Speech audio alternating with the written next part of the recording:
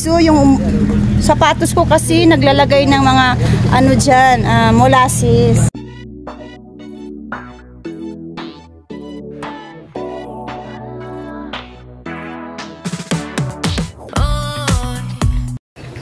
Hi guys, yung nagmamadali ka tapos aabutan ka ng traffic sa main road. Dito na nga ako dumadaan sa kalye ba. Ang dami pa ring mga sasakyan. Kaluka na to. Yung bahay namin banda o. Tapos nandyan kasi yung nagpipick up ng garbage. Kukunin ko kasi yung susi ko, nakalimutan ko pag nagmamadali ba naman. Yan nakaka-traffic. Pupunta yan hanggang doon sa bahay namin magpipick up ng mga basura. Kasi ngayon ang araw na to ay ito na po yung turn namin na pipick up ng mga basura.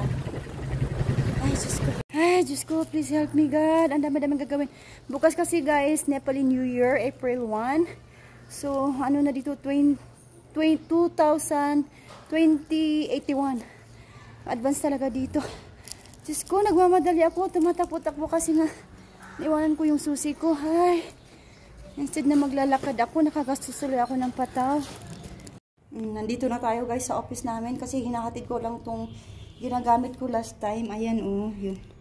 Yung paggawaan ng machine para paggawa ng balloon.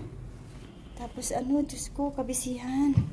Vlog muna natin dyan guys. Ayan, yan po siya guys, ang Hilton Hotel. Ayan sa kapitbahay lang dito sa opisina namin. Wait lang. Ayan po Hilton Hotel po yan siya guys. Kilala na si Paris Hilton, di ba?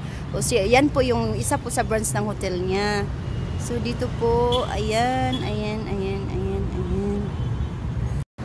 Diba? Ayan daming traffic.